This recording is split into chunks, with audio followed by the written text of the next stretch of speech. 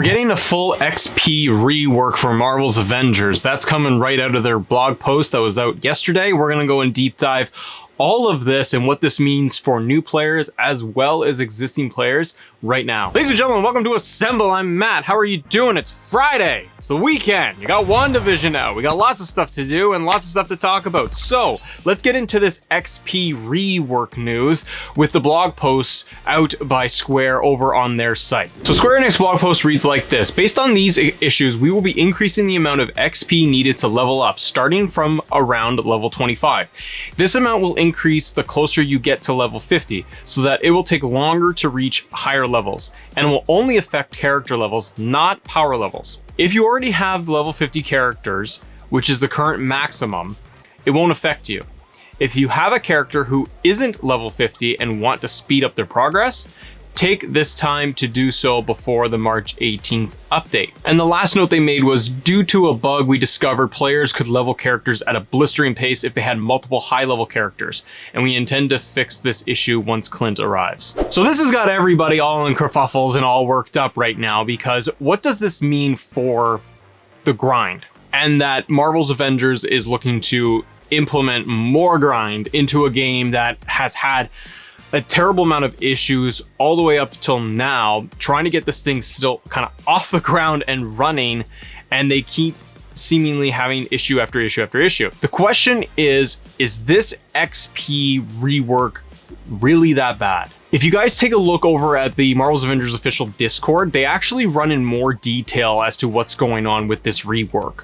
What they were talking about in the Discord was how to be able to level up after March 18th, it's going to take you at a higher, once you reach a higher level, you are going to start to see that grind start to kick in. And what they were touting in the Discord was that it's going to take you anywhere from 2 to 4 hours in order to go to the next level, whereas currently players are able to go through on level 30, 40, and so on.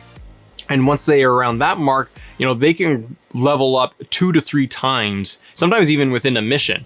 So getting from like the first bit of, you know, level 1 to say even level 30 really doesn't take that long at all per character. What they're talking about in further detail in the Discord write-up was how it will only take you a matter of hours in order to actually level up your character once they're actually at a much higher level, so that they kind of close that gap a little bit more. The blog post that we just went through doesn't highlight all of that. It leaves fans wondering, well, what does this mean? Are you just going to make me grind from level 26 onward and then I'm screwed? And really, the blog post, I think, doesn't do a very good job of actually communicating to fans, new and existing fans, of what it really means, other than, hey, go level up your characters now because we're changing it on the 18th. And that's either going to drive existing players to try to beef up characters that they need to, like Hulk, for example, or it's going to turn them off and go, well, I've leveled up Iron Man, I've leveled up Cap, I'm not going to take my level 9 Hulk and try to grind him out for a week and a half. I don't even want to do that. Or it's going to make them think that, well, do I really want to get this over with now? Because once I hit to level 25, then it's going to get bad. Like, it's a weird almost incentive for players to be able to get back into the game and try to grind out even more. But the problem that we have right now is that we don't see any examples. Where I think that Square has done a poor job with this is that they haven't laid out any graphs or overall communication to fans about, or even a video post, a trailer showing what this looks like. If they just provided an actual visual example, I think that it would have helped fans a lot more, because right now we're all left in the dark going, well, I have Cap maybe at level 40. Now I'm going to have to grind him out even harder, and once you've hit that max tiers, like, it's already a grind at that level, and that's not so much the issue with this game that people are looking to see reworked. People are looking to see hives and labs and more DLC, and they're looking for character updates. They weren't looking for a XP rework. Now let's look at the other side of this though. We are looking at it, you guys out there in the audience are probably more of the hardcore fans, the ones that are playing this game consistently. Even those in the community that talk to us very often mention how, like, I still love this game, I still play it regularly, I want to jump back in, maybe this does push you out. Let's look at the other side though. For Square overall, they have lost so many players. They have turned off new players who don't even want to touch the game because they've probably heard of all of the issues surrounding it. But existing players that really dropped off immediately, we saw the amount of loss that they had on the PC side right after the game came out, and they haven't really recouped that and got their legs back into this thing and been able to kind of jumpstart this title again. So when they're saying that like it's going to take harder from levels 25 and up, we need to look at what it means for new players. If they're trying to get this game to survive, if they want this game to be successful long term, longer than it's been out for a year, but if they want this thing to have legs for 2 to 3 years, March 18th could sound like a full kind of reset for this title. We're getting the next gen updates, we're getting DLC drop, we're getting an XP rework as well, and we're getting the cosmetic drops that we'll do in a second video here. So because we're getting an overhaul of XP, if you look at it from a brand new player's perspective and someone who's a little bit more casual, think about the people that have full-time jobs, kids, all these responsibilities, and they just want to jump in and play as a superhero and fly around as Iron Man for an hour or two a night. They're not really keen or even care that much about what the XP grind means to them. And for levels 1 to 25, they're presumably not even going to notice anything. They might be sitting around going, well, my Iron Man is at level 20. And until they want to be able to take maybe one character and mainline them all the way and get their power level up and the regular level up, they might only do that to 1, maybe 2 characters. There are hardcore players out there, streamers and people that are dedicated to the title that have maxed out multiple characters or all of them, or they've gone through with Kate Bishop, which is one of the big things that Square's pointed out as people being able to actually at a blistering pace max out a character, where they've seen glitches with Kate Bishop where players were just getting her to level 150 within a matter of days. And to slow that down, to even things out, I think that March 18th acts as almost that full reset for the game.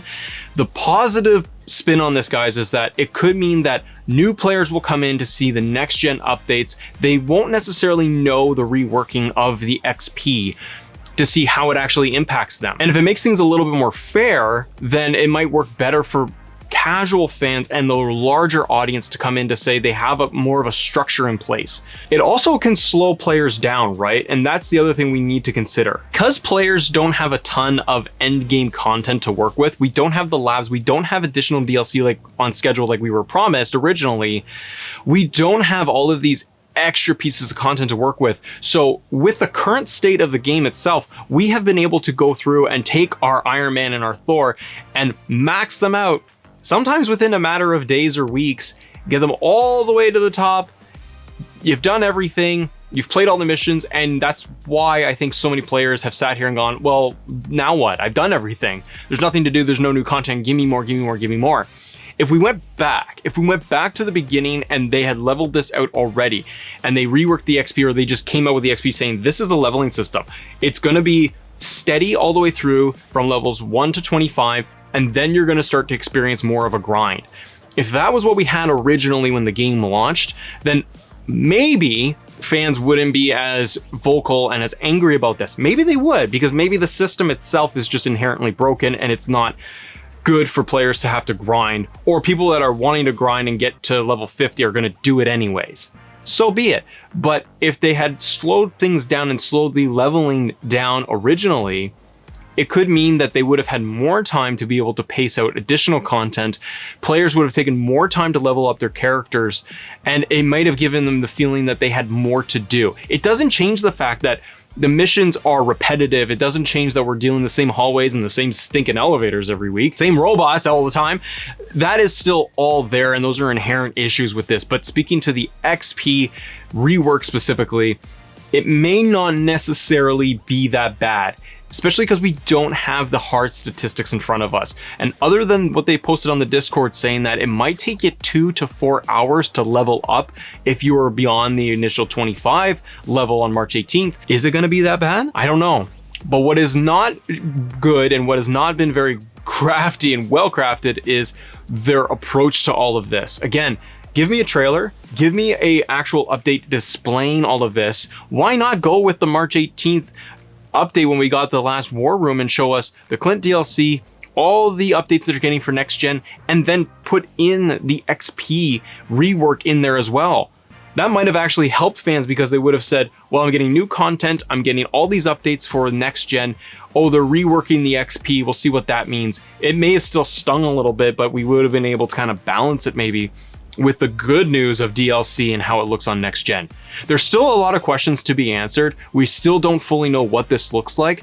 The cosmetic piece that we're going to talk about next, I think that's going to be an interesting, and that's a win right there. We'll get into that into the next episode.